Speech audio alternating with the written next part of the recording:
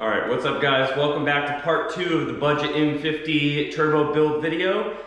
In this video, I'm going to be showing you how to finish tearing apart the bottom end, pulling the main caps out, getting the crankshaft out. Before we do that, we break apart or break loose the Jesus bolt on the front, get the crank pulley off, and then we have to remove the front timing cover, flip it over, take it off the stand, remove the rear cover, then flip it over. Then we'll remove all the main caps, get the crankshaft out. We'll inspect the main bearings, look to see what kind of condition they're in since it is a 10-year-old engine. Not 10-year-old, it's been sitting in a junkyard essentially for 10 years. So that's, a breeding grounds for like just rust and other issues. But these things are usually in great condition. So let's see what we've got. Let's go.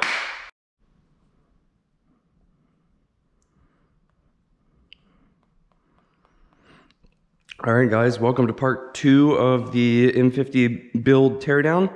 This is my M50 non-Vanos. We've got Tyler's M50 Vanos over there on the stand. I did some cleaning up, got the torque converter off of it, put it on a stand, and got it ready to flip over. I was gonna pull the oil pan off and, let's see, I was gonna pull the oil pan off and get the oil pump off to take it to the machine shop to be welded.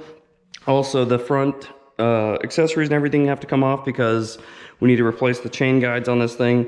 It is a broken chain guide and we're not going to take a chance that this degrades anymore.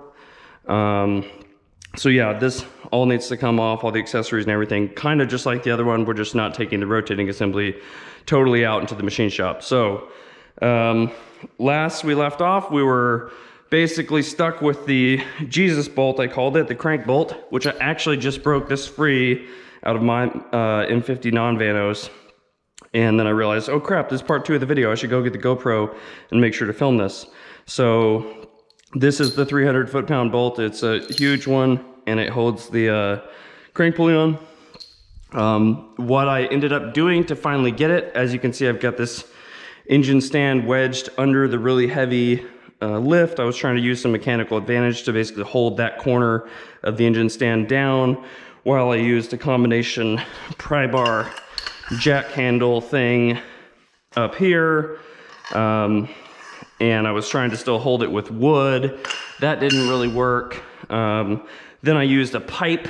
So I took this pipe and I put it down at this last journal here. And it actually fit just in between the two counterweights where it was kind of just wedged in there. So I was like, okay, well that'll for sure stop the crank from turning. And then I was torquing on it and it was still just trying to lift up that corner and bend basically the whole contraption I had. It was just so sketchy. So luckily yesterday I put my M18 fuel on the charger and started today with a brand new battery. I don't know if I slightly loosened it by pushing hard with the combo I had here, but the Milwaukee finally took it off. So there we have it. There's the Jesus bolt. People say you shouldn't reuse these. I have literally never replaced one. I'm gonna reuse it. You can do whatever you want. But yeah, there's that one. And then I was just wiggling off the crank pulley. You can see the little keyway in there. Well, I'm not sure if you can see it, but it's right there. And it's basically just the Woodruff keyhole. So I'm just kind of wiggling this forward. Apparently hitting the cherry picker or hoist, whatever you want to call it. You could also use a puller on this. I definitely don't have a puller here, so I'm just slowly but surely getting it. Pretty sure I can see it moving.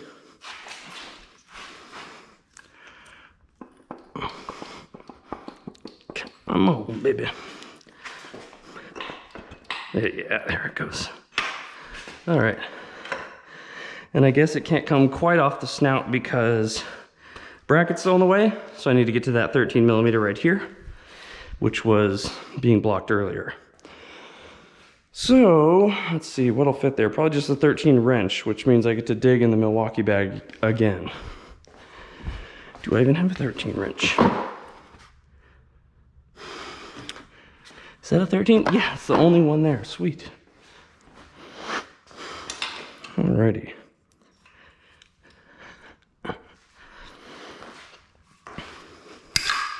pulling is always more effective than pushing or stronger pulling. Pro tip. I also realized I can hear myself breathing so much on this helmet cam. I just sound like completely winded all the time. And I don't know if it's I'm just trying to get the video done and be efficient, or I just like breathe that heavily because I'm a pig. Well, I'm not really sure, but it's pretty apparent. So there's one more 13 down here I'm seeing for the bracket. I didn't remember the trigger wheel like being in the way like that. I guess it comes off the front of it and then the hub comes separately. That's probably what it is. No? Maybe. I don't know. Nobody knows really. So let's get this. There we go. Last 13 here.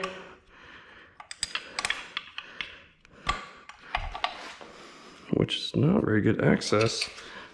I didn't remember that being quite as much of a pain as it is. Let's see, are these 13s? I'll zap those off.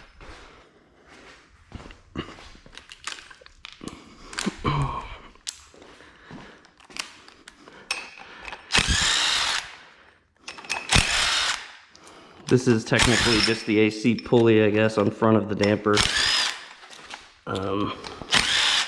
The 6 13 mils on there. Now you can just see the hub. You can't really see anymore. Oh, there we go. That'll do it. And then there's the keyed hub that goes on the crank. So it's got this little pin here that locates on that. Okay.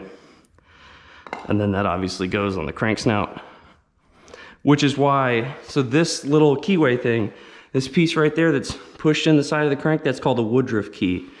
And if you don't put enough torque, it's also tapered, I should mention. It tapers up. So basically, the more you drive this hub in, the more it presses down on that Woodruff key and like holds it in place basically. So that's why it's so critical to torque that to spec at 300 foot-pounds.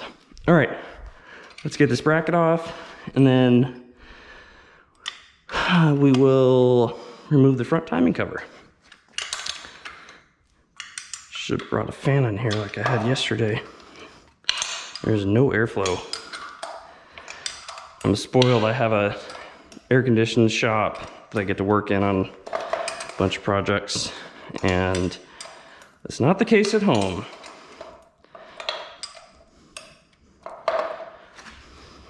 I don't know what I'm doing. I can get to it now.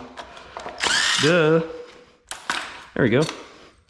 Okay, AC bracket for that engine. Actually, this is all the accessory stuff for the non-Vanos. Then there's more bolts. Where should I put those? I don't know. They go in here for now. And this stuff.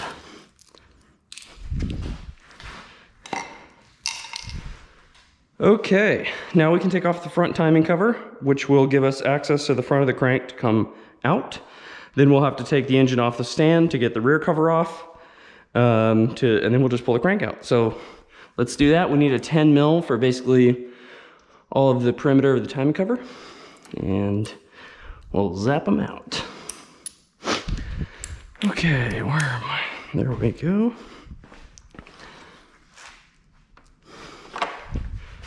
There's a 10.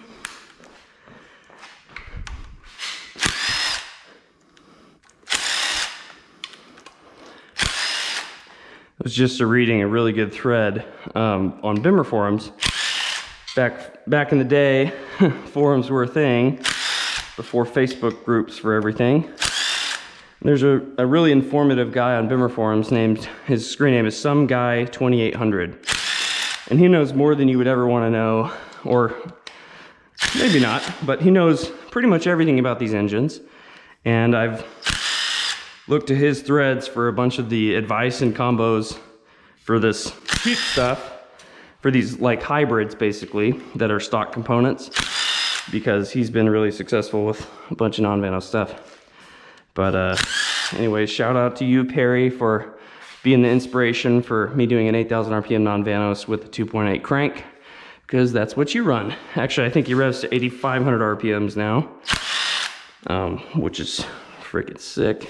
I'm not really sure where I'm gonna set the red line. I know that with an OBD2 RK Tunes harness, you can only rev to, I think, 8,100 RPMs or so, and that's just based on how high the ECU can physically count. So can't really go higher than that. But also, stock hydraulic lifters, I think, are known to collapse around 7,800 RPMs. And here we're just pulling off the metal pan gasket. These kind of can be reused if you don't bend them up too bad. I probably should have been a little more gentle doing that. But they do have rubber on the inside edge here, so I'll probably just end up getting a new one. I just remember, I think they're like 50 bucks each or more. It's kind of an expensive single gasket. But anyways, should be able to pop the front cover loose now. Yeah, it's loose. Wiggle, wiggle. It obviously sits on dowels and stuff. There's one right there. Let's make sure I didn't miss any bolts. Nothing on that end. No bolts inside. Yeah, I think it's just stuck on there.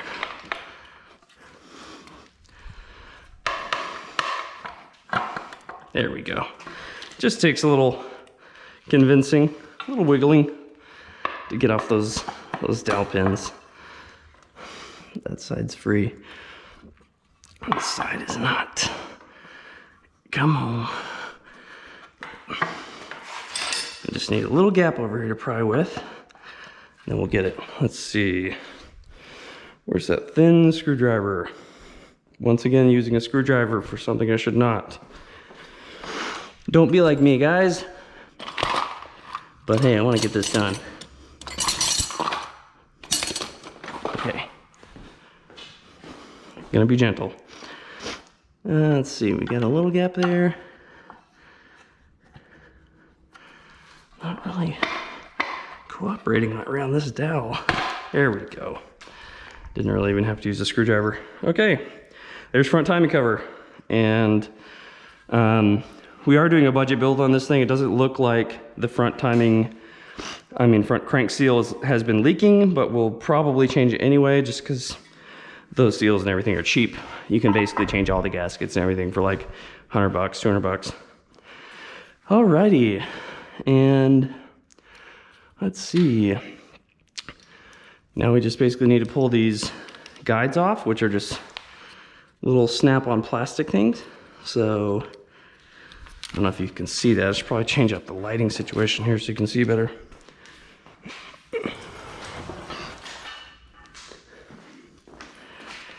Okay. So there's like a little plastic tab. I'll show you in just a second after I take it off. But that essentially holds it on this pin that goes into the block. It's kind of flex on the tab a little bit. Okay. So see this little, it's like a hooked tab thing. You kind of just push down on that a little bit and it gives a little bit more clearance. Push that way on this one. And there's that side rail. This one uses a C-clip, which of course I do not have pliers for that here. So that'll probably end up being a project for tomorrow. Mainly I just wanted to get the crank out, which we can do anyway. So here you can just slide off the collar. This is the drive for the timing chain and the oil chain, the oil pump chain.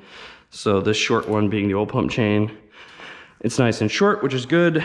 So they don't usually stretch as much, since a shorter chain has less length to stretch, or over which to stretch. Where am I gonna put this? I guess it's right here for now. And then timing chain. But even though they don't stretch much, the chains are a super cheap replacement item as well. So it's kind of stupid not to. These pretty much don't fail. Just rerun that, the crank drive. All right, and so yeah, we just need the circlip pliers, C-clip there to remove this guide.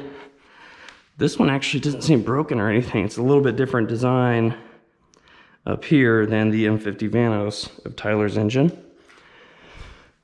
Let's see, now, I guess we'll put the engine on the ground and remove the rear cover. We'll get the stand off of it, just put it down, remove the rear cover, and then pull the crank out.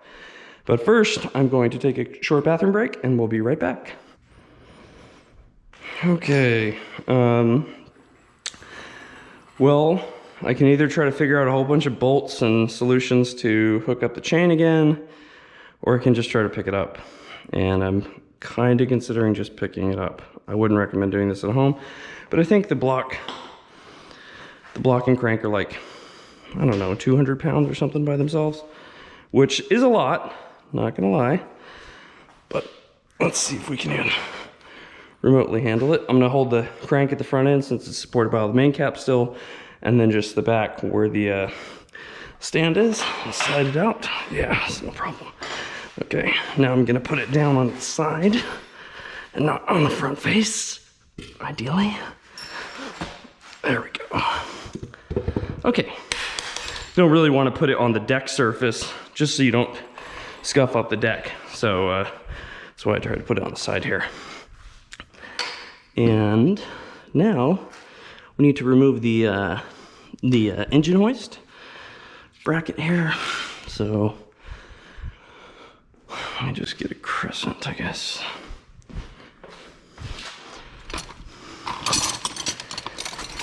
There it is.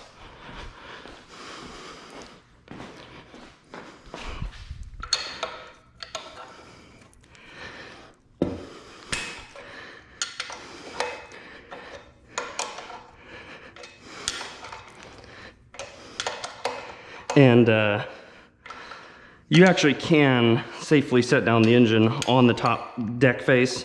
You just want to be really careful when doing so. And if you're obviously doing so by yourself because you're a moron like me, you probably don't want to do it. Or you want to like set it down safely. Don't try to 180 it in your hands and all that shit. So that's basically why I kind of put it down on its side first. I'll probably rotate it in just a second so we can pull the crank out of the top rather than the side. That'll be easier to look at and nicer lighting wise. So let's get this contraption off of here. The 4 bolts. Alrighty.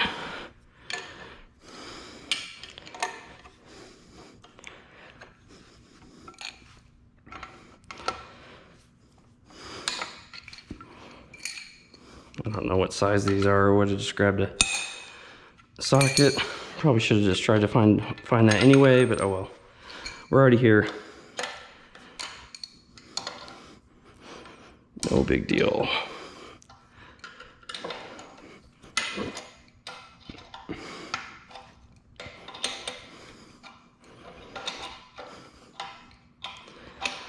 So, well, we're basically there, guys. This is the end of the part 2 of the video, just basically stripping it down. Now everything's gonna go to the machine shop, and they're gonna hot tank everything, which means they basically put it in a really, really hot bath of water and solvents, and that essentially cleans everything up, gets all the grime and everything off of it over the years. And then I'm also gonna have everything polished. Crank I'll have polished, and cams, and just everything checked out, valve job. Basic machine work, but nothing crazy, just because we're gonna try to keep it budget, but I also do have a connection on machine work, so luckily I can get that done for a little bit more reasonable than normal. One other thing I just realized, and why we can't set the block on the top face, is the block dowels are still in place here. And if you're lucky, you can wiggle those out with some pliers without damaging them, but I don't know if we'll get lucky. I guess I can go ahead and try to do that now. Let's see if we get some needle nose.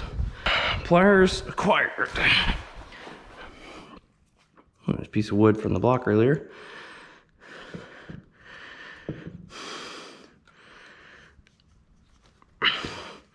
Usually you have to wiggle them and try to turn them. So you need bigger pliers. Probably just not gonna work. Let me see if I can set the block up on maybe 2 pieces of wood or something. That way we're not touching the dowels. Hell, I've got those 2 pieces of wood right here. One here and one there. That'll do it. Yeah. All right. Let's roll it up onto those. There we go.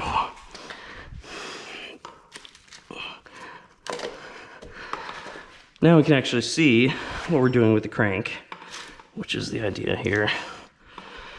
All right. It's off the stand. Now we need to get the rear cover off. So this is 2 13s and then 4 10 mil. So we use the DeWalt. First I'm gonna wipe my hands because it's got very, very greasy moving that.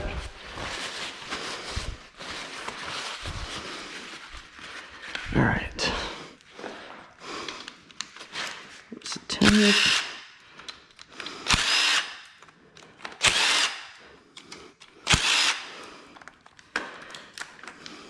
The 13s.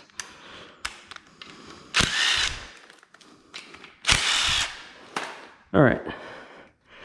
Now you basically have to kind of pry the cover back. There we go. Wiggle it off a little bit. Okay, now we'll also be replacing the rear main seal, even though it doesn't really look like it was super leaky either. It's just something you do when you're putting one together, budget or not. You need to budget for a few $100 in gaskets. Otherwise, man, you're half-assing it. Okay, I think these are 17s, but I can't remember. Let's double check. Let's see, the 19 is missing 17.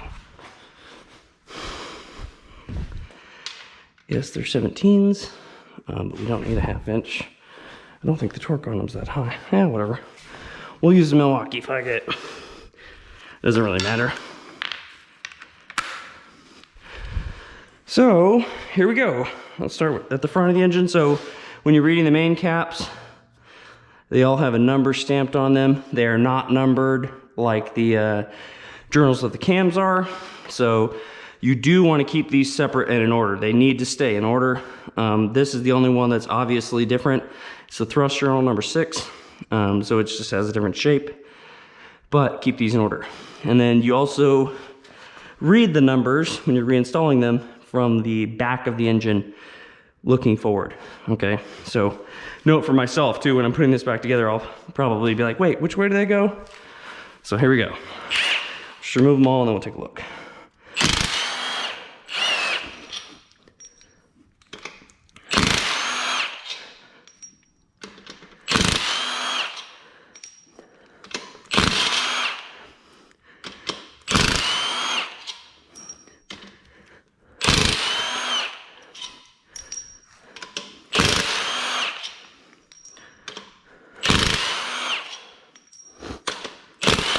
Whoops. You really should have a 6-point socket for this, but I don't have a 6-point 1/2 inch socket here, so we're just making do. It's not super a lot of torque, but the 12-point can just jump off a lot more easily. This one's kind of staying on because it's got this fuel pump pickup bracket on it, so it's still got a little bit of tension beyond being released from the block. Just feels like it's because of the bracket. So as we loosen that, it's free. Here you go, bracket.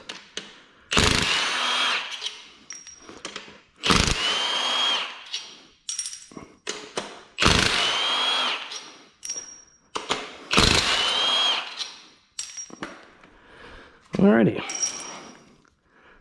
let's wiggle our caps a little bit.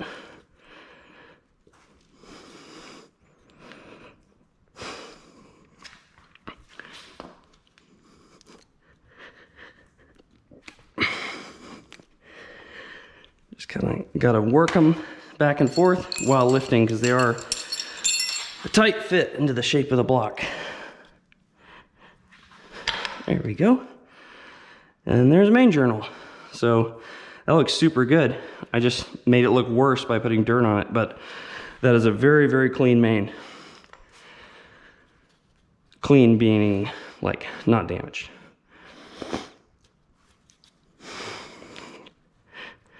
Come on, baby. There we go. Another super good one.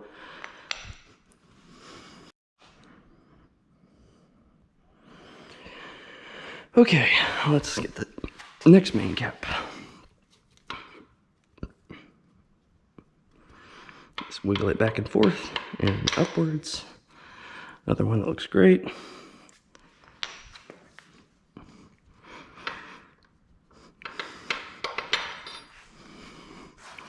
Looks great.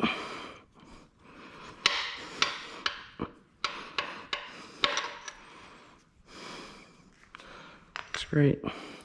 Another thing to keep in mind that I didn't really talk about in the last video, and I also kind of forgot myself, is that one side of the bearing on both mains and rods is always going to be worn more.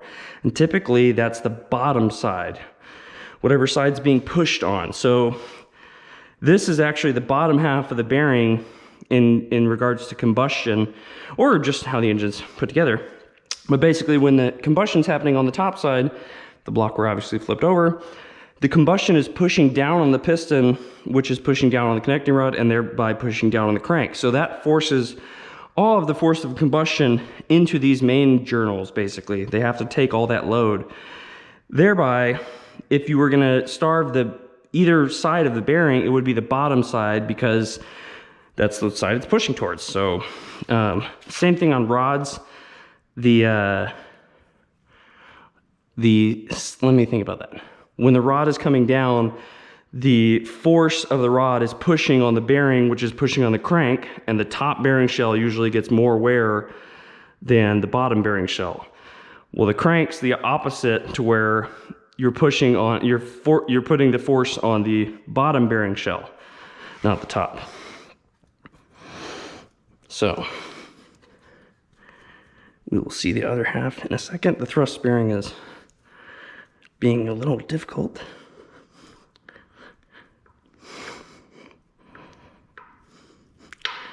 Usually, I totally forgot my trick though. Not my trick, but a lot of people's trick is you just put some bolts in on a little bit in on the cap, and then you kind of get a lot more leverage to work it back and forth. You just kind of keep them out like this, and then you can usually wiggle it a little bit easier. Just take some wiggling. There we go. And there's the thrust bearing, which is obviously a different shape. It has these machined surfaces on both sides to limit crank movement in this direction, which is thrust. So there are your caps. Let's see. Did I get all of them? Yeah, there's 7. All right, let's pull the crank.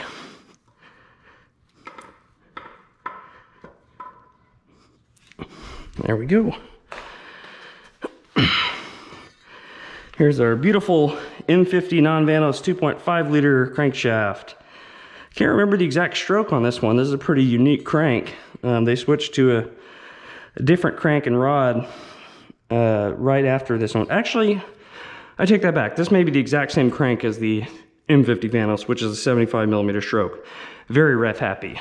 I'll double check that fact when I post this video. All right, and then the other half of the mains, obviously they just look perfect, man. There's like a couple little wear marks in there, but this thing is like an unknown junkyard engine that was sitting for like 10 years out of a 1992 model car. So I can't really be any happier than that. I mean, it's just perfect. Look at the crank. There's no wear. If anything, it's going to need a polish. Like pretty much a lot of people would just throw that back in, not even polish it. So there you go. That is a complete block teardown, all the way from the long block, which started with the block and head and everything together, all the accessories, all the way down to a completely bare block. The only other thing to do here is remove the C-clip for the front timing rail here, pull the plug out of the back. Let's see. No, that's out of the head. There's a head plug to flush out a coolant port. Let's see, okay, here's a water port as well for the head. So you can pull this out and have that hot tanked at the machine shop. And then you also want to pull out the bearings and check out the oil squirters. So you pull out the bottom bearing shell here. We'll keep these in order with the main caps. But you can see there's an oil squirter right here. So this piece takes oil from the crank and it has a little check valve in there, and it sprays the cylinder wall and the piston for cooling and oiling. So those are pretty important. You want to take them out, clean and make sure the valve is operating properly and everything, the ball valve, before you put it all back together. So just take these shells out here and match them up with the mains. Kind of just push down on one side a little bit, get more clear.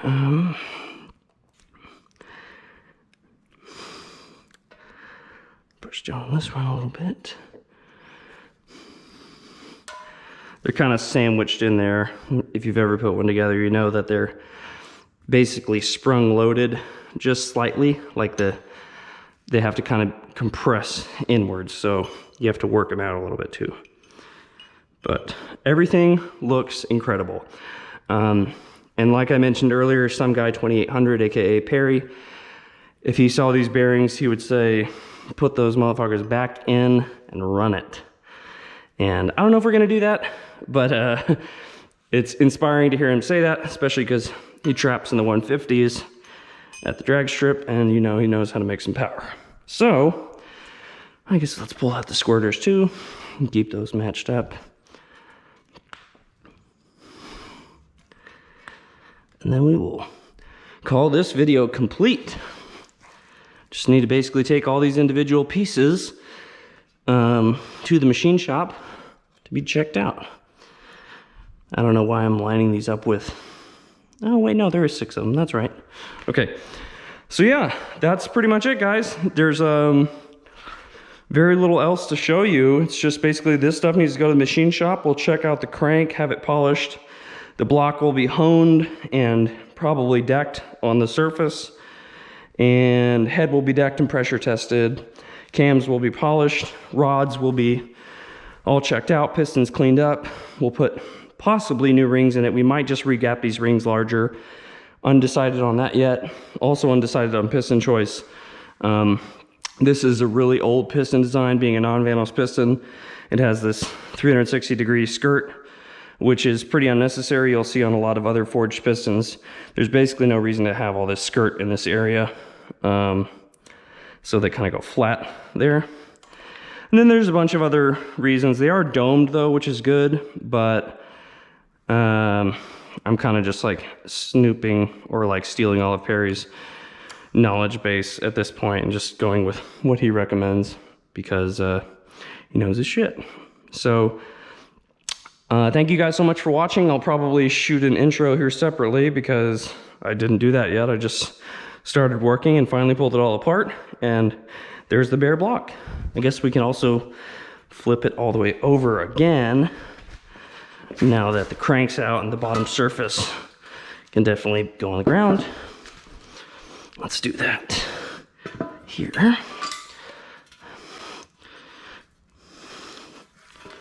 Okay.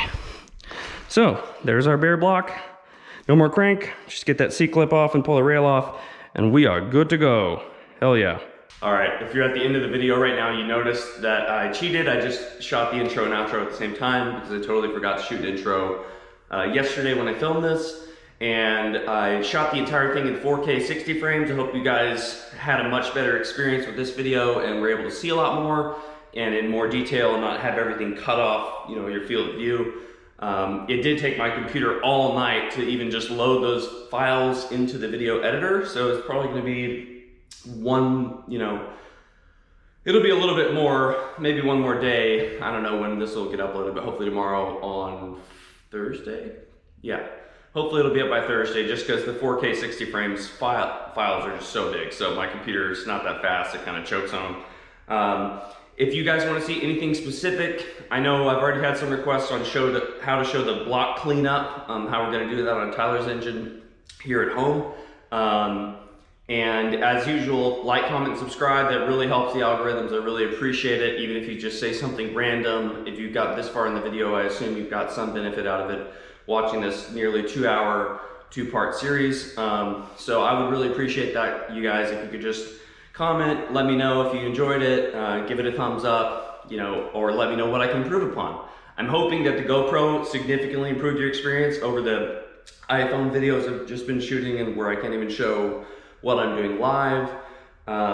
So yeah, let me know what I can improve further, and we'll see you next time. Thanks.